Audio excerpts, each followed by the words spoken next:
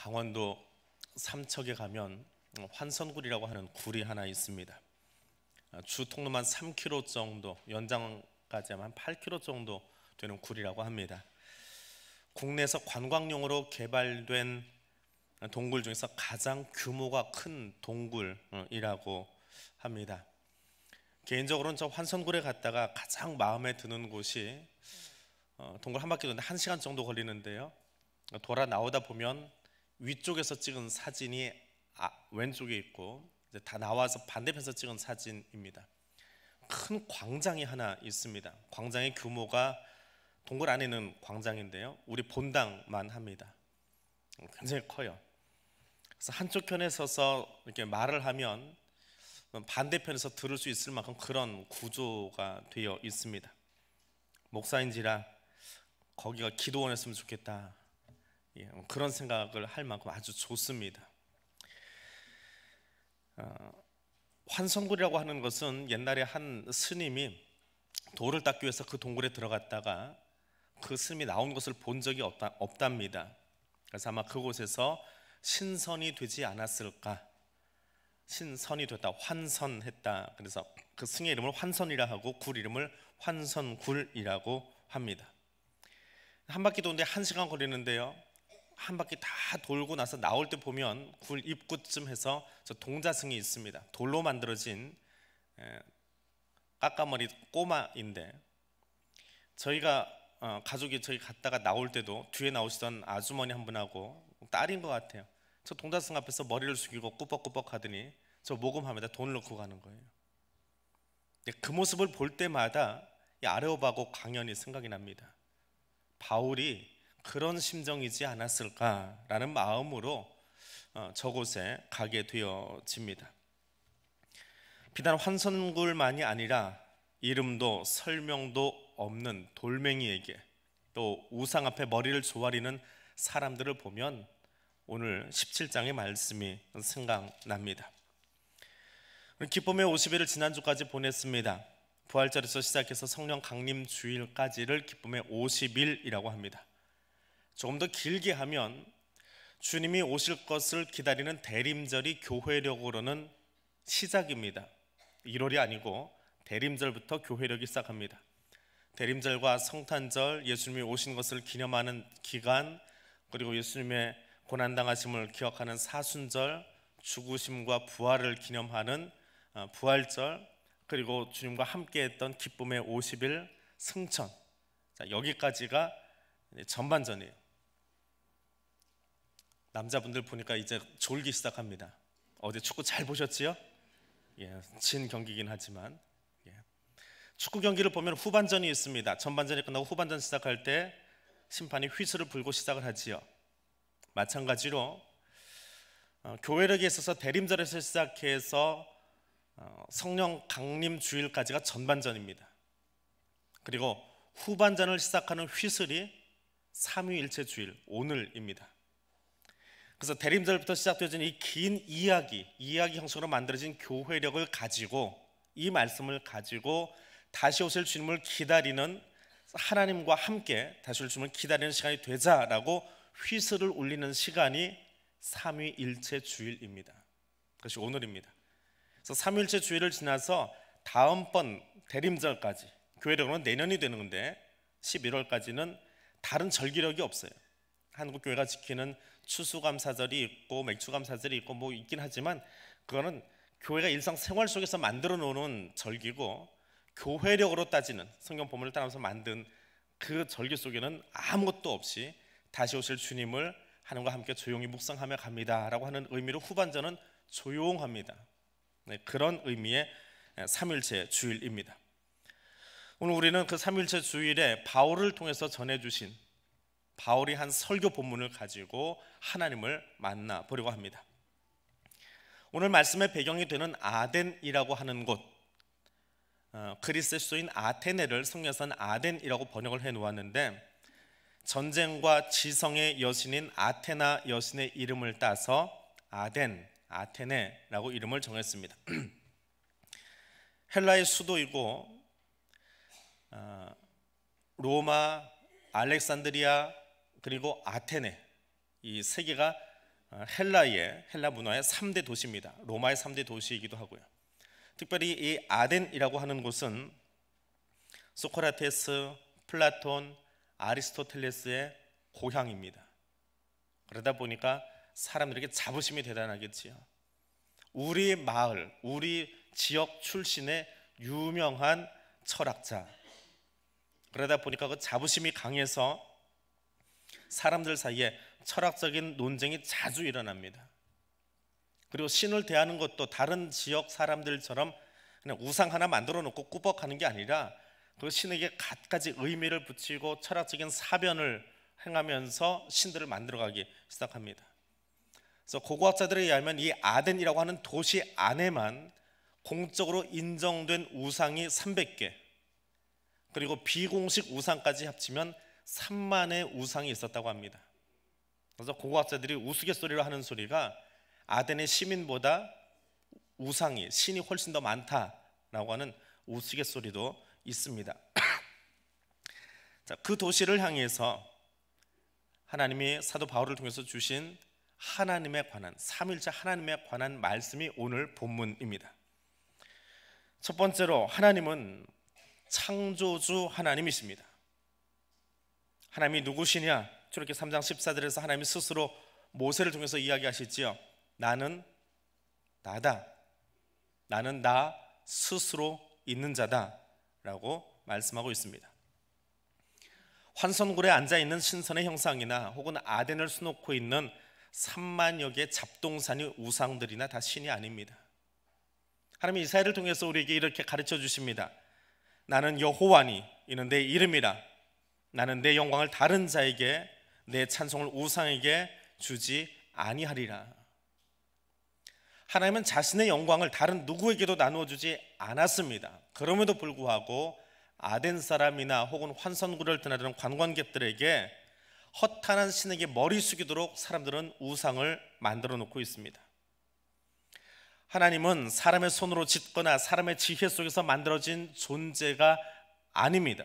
그분은 스스로 계신 분입니다. 스스로 계신 분이기에 사람의 손에 의해서 움직이거나 혹은 여기만 계세요라고 말할 수 있는, 그분의 자리를 한정 지을 수 있는 존재도 아니더라라고 하는 겁니다. 그런데 바울이 아덴에 가서 보니까 사람들이 3만여 우상 앞에 고개를 숙이고 있습니다. 그 멋있는 환선굴에 가서 보니까 구경 잘하고 나오다가 돌멩이 앞에 가서 꾸벅꾸벅 거리며 돈을 얻고 경배하는 사람들을 봅니다. 그런 이야기를 듣고 그런 마음을 볼 때 여러분의 마음은 어떻습니까? 오늘 본문에 바울의 마음이 이렇게 묘사되어 있습니다. 바울이 아덴에서 그들을 기다리다가 그 성에 우상이 가득한 것을 보고 마음이 격분하여, 아덴의 모습, 우상이 가득한 그 땅의 모습을 바라본 바울의 마음은 격분했다라고 말합니다. 신약 성경은 2번만 사용되어진 단어입니다. 그것도 바울이 2번 썼습니다. 하나는 오늘 본문이고 하나는 고린도서에 나오는데 약간 의미가 다르게 번역이 되어 있어요. 그래서 격분이 대체 어떤 용례로 쓰여졌을까? 어떤 예로 쓰여졌을까? 신약만 가지고는 잘 보이지 않습니다. 그래서 구약 성경으로 가보면, 구약은 원래 히브리어로 기록이 되었는데 이 성경을 헬라어로 번역한 권위 있는 성경이 하나 있습니다. 70인역이라고 하는 성경이 있는데, 히브리어를 헬라어로 번역하는 과정에서 이 단어를 사용한 구절들이 있습니다. 그럼 언제 이 단어가 쓰이느냐라고 하는 것이 보이겠지요. 이스라엘이 우상 숭배에 빠져서 부도덕한 죄를 범할 때에 신의 산에서 금송아지 만들어 놓고 숭배하고 있을 때, 북이스라엘이 하나님 대신에 금송아지 제단을 만들어 놓고 거기서 제사 드리고 있을 때에 하나님이 노를 격발하셨다라고 말합니다. 거의 격발하다라고 하는 말과 여기 바울이 격분하다라는 단어가 같은 헬라어입니다.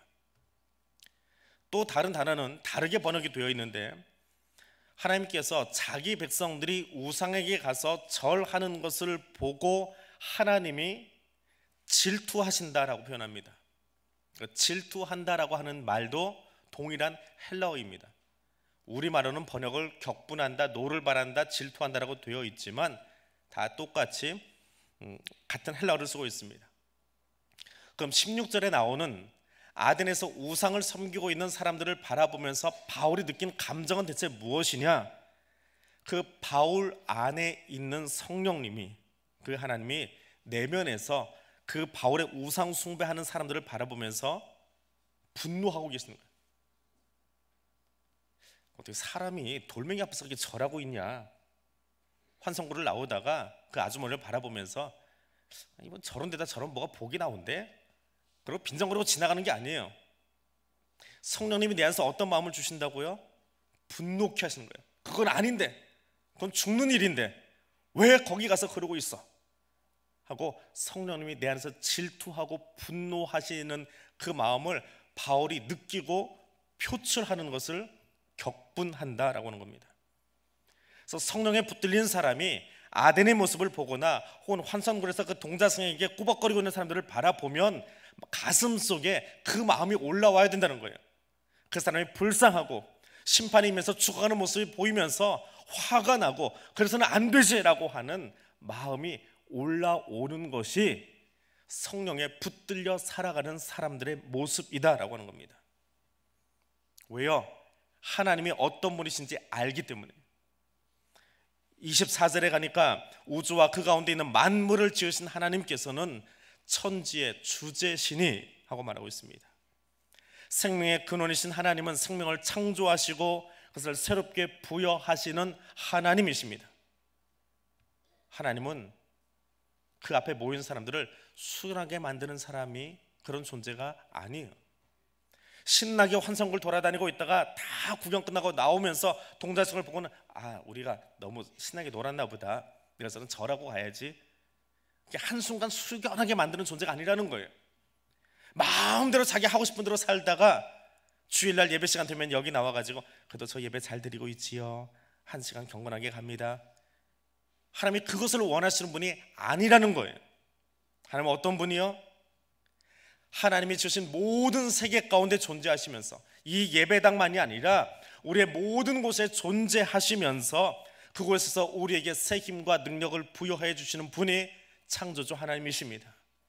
오늘 여기 예배당 안에만 존재하시는 하나님이 아니라 우리가 살아가는 거, 우리가 숨쉬는 거, 우리가 행동하는 모든 자리에서, 우리가 기쁘게 춤추거나 구진짓 하거나 우리가 행하는 모든 자리에 그곳에 하나님이 함께 하시면서 우리에게 새 힘 주시는 하나님이시더라, 날마다 순간마다 우리와 함께 하시는 하나님이다 라고 하는 겁니다. 하나님은 사람의 손이 닿지 않으면 움직이지 못하는 우상하고는 비교할 수가 없습니다. 그 창조주 하나님이 저와 여러분의 하나님이신 것을 믿으십니까? 하나님이 이곳에 좌정하셔서 우리에게 예배 분위기를 압도하면서 어제 축구 본 건 좋은데 졸지 마, 그 소리나 하고 계시는 하나님이 아니라는 거예요. 여기 계시지만 우리가 숨쉬고 활동하는 모든 자리에서 우리에게 새 숨 주시고 새 힘 주시고 새 능력 주시는 창조하시는 하나님이신 것을 기억하시기 바랍니다. 그 하나님이 우리와 함께 한다면 우리의 사는 자리가 날마다 새로워지고 그 하나님의 창조의 능력을 날마다 새롭게 경험할 수 있음을 믿으실 수 있기를 바랍니다. 자기 얼굴에 코 모양은 가지고 있어도, 코는 가지고 있어도 숨도 쉬지 못하는 우상하고는 비교할 수 없는 것이 우리를 창조하신 하나님이심을 알고 그분과 동행하는 성도 여러분 되실 수 있기를 원합니다. 두 번째로, 하나님은 생명의 하나님이십니다. 학교 다닐 때 종교가 뭐냐라는 조사를 합니다. 천주교, 불교, 유교, 소수 종교인 이슬람교, 힌두교, 기독교. 근데 어떤 분이 그래요. 기독교는 종교가 아니랍니다. 저도 그 말에는 동의합니다. 기독교는 종교가 아니에요. 종교는 사람의 신심을 올려놓는 행위예요. 그게 종교예요. 근데 기독교는 종교가 아닙니다. 기독교는 생명이에요. 지식의 유희를 얻고 싶으면, 내 지식의 창고가 넓어지고 뭔가 많이 좀 쌓아가고 싶으면 돌을 닦거나 참산하는 곳에 가십시오. 개울의 엄격함을 가지고 그 계율을 잘 지키면서 뭔가 내 만족을 얻고 싶다라고 한다면 이슬람교가 훨씬 낫습니다. 기독교는 그것이 아닙니다. 생명을 얻으려면 예수 그리스도가 나의 구주심을 고백하고 예수 그리스도를 나의 구주로 받아들이는 그것 외에는 방법이 없습니다. 돌을 닦아서 혹은 법을 잘 지켜서 구원받는 게 아니에요. 예수가 나의 구원자이심을 고백할 때에 하나님께서 우리에게 생명 주심을 믿으실 수 있기를 바랍니다. 하나님이 내게 주신 가장 큰 복이 무엇입니까? 바울을 통해서 이렇게 말씀하십니다. 만민에게 생명과 호흡과 만물을 친히 주시는 이십니다. 하나님의 속성을 여러 가지로 이야기합니다. 하나님은 이런 분이십니다라고 이야기하는데 그 중에 하나님은 전지하신 분이라고 말합니다. 전지하다, 모든 것을 다 아신다라고 하는 거예요. 하나님 무엇을 아실까요? 내게 가장 필요한 것이 무엇인지를 아시는 분이 하나님이세요. 그럼 여러분 삶 속에 내게 가장 필요한 것이 무엇입니까? 뭐가 지금 필요하세요? 돈도 필요하고 집도 필요하고 땅도 필요하고 차도 필요하고 아이도 필요하고 다 필요하지요? 근데 정말 필요한 게 뭘까요? 생명이에요. 생명을 잃고 나면 다 소용없습니다. 하나님이 우리의 필요를 아시는데 너무 잘 아세요. 그래서 우리에게 주신 선물이 뭐예요? 영생을 선물로 주셨어요. 영원한 생명을 선물로 주셨어요. 그런데 아덴에 등장하는 신들, 우상들은 어떻습니까? 인간의 필요를 알아주는 신이 아니라 인간의 숭배만 요청하는 무능력한 것들입니다. 그건 신이라고 말할 수 없습니다. 그 첨단이 무엇이냐? 23절에 나오는 알지 못하는 신입니다. 대체 그 신이 무슨 능력을 가지고 있는지, 어떤 재주가 있는지, 이름이 무엇인지 알지 못한다라고 하는 거예요. 근데 그건 거꾸로 이야기하면 그 신의 존재를 모르는 것도 있지만 그 돌멩이를 만들어 놓은 사람이 내가 뭐가 필요한지를 모르는 거예요. 바다가 두려면 바다의 신을 만들고 산이 두려면 산신령을 만들면 되는데 뭘 필요한지를 모르니까 자기 필요를 몰라서 돌멩이 갖다 놓고 기껏 붙여놓은 이름이 이름도 쓸 수 없어서 알지 못하는 신이라고 자기 고백처럼 만들어 놓은 것이 그 돌멩이 우상입니다. 내 필요가 무엇인지도 모르고 심지어는 그 돌멩이조차도 내가 뭘 필요한지 알지도 못하는 무생물에 불과합니다. 사람들이 그런 돌멩이를, 그런 우상을 만드는 이유가 무엇입니까? 내가 이해하거나 감당할 수 없는 피조세계가 두려워지기 시작할 때 그 두려움을 떨치기 위해서 우상을 만듭니다. 근데 우리는 하나님께 왜 예배드리고 있습니까? 내게 생명 주신 하나님께 감사해서 자발적으로 우러나는 마음 가운데 섬기는 것이 예배입니다. 하나님은 우리의 섬김을 필요로 하지 않습니다. 우리가 섬기거나 예배드리지 않아도 그분은 존재하세요. 근데 왜 예배드리고 있습니까? 내 필요를 너무 잘 아셔서 창세전부터 계획해 놓으시고 시행하시고 지금 내게 호흡 주신 것에 감사해서 자발적으로 사람을 보고 나오는 것이 아니라, 환경을 보고 나오는 것이 아니라 그분이 너무 좋아서 그분 앞에 섬기기 위해서, 예배드리기 위해서 나오는 것이 이 자리입니다. 창조주이실 뿐만 아니라 모든 것을 가지고 계시고 모든 것의 근원이 되시고 모든 복의 근원 되시는 그분이 내게 가장 필요한 것, 일용할 양식도 주시지만 가장 필요한 것을 주신 것 알기 때문에 감사해서 나오는 자리입니다. 그런데 하나님 그렇게 우리에게 모든 것을 다 주시는데 무엇을 자랑하며 사십니까? 최근에 교회 주변으로 부동산이 참 많이 생겼지요. 서로 자기 가게를 더 홍보하려고 막 눈에 띄는 색깔, 또 여러 가지 뭐 네온 사인, 뭐 전등, 또 내부 구조 열심히 만들고 있습니다. 한 젊은 변호사가 사무실을 빌렸습니다. 자, 그 사람도 뭔가 잘 보이고 싶은 거예요. 내가 잘 나가는 변호사다. 내가 이런 이력을 가지고 있다. 열심히 꾸며 놓습니다. 그리고 그곳에 여러 가지 좋은 장식들, 좀 좋은 책상, 비싸 보이는 책상이 있지요. 그런 책상 갖다 놓고 전화기도 뭔가 좀 품격 있는 전화기를 갖다 놓았답니다. 그럼 이제 자기가 직접 사람을 만나면 안 되잖아요. 그래도 품격이 있는 사람인데 사무장을 하나 뒀어요. 아직 손님도 없는데 사무장을 통해서 손님을 만납니다. 이제 내일부터 사무실이 시작되는 거예요. 이제 전화도 가서를 해야 되고 다 준비하고 있는데 첫 손님이 왔어요. 그러니까 이제 뭔가 좀 해야 돼요. 그래서 사무장에게 안에 좀 바쁜 일이 있으니까 한 15분쯤 이따 들어오게 하세요. 첫 손님을 15분을 기다리게 했습니다. 그럼 15분이 지난 다음에 손님이 들어오는데 잠시만, 아직 전화가 안 끝났어요. 그리고 그 멋있는 고전틱한 전화기를 다 들고 이제 통화를 합니다. 사장님, 제가 첫 손님인데 당신 그 변호 요청한 것을 제가 잘 처리해 드리겠습니다. 그리고 첫 손님이니까 좀 싸게 해서 1,000만 원에, 수임료 1,000만 원에 그건 해결해 드릴게요. 그렇게 통화를 하고는 근엄하게 전화를 내려놓으면서 무슨 일로 오셨습니까? 하고 묻습니다. 그 첫 번째 손님이 뭐라고 했을까요? 말을 더듬으면서 그랬답니다. 전화기 가설하러 왔는데요. 가설도 안 된 전화기 가지고 폼 잡았습니다. 여러분, 무엇을 자랑하십니까? 여기 앉아있는 분들 중에는 인생의 연륜에 있어서 혹은 자기 전공 분야에 있어서 저보다 더 많이 알고 더 많은 생을 살아보신 분들 분명히 많이 있습니다.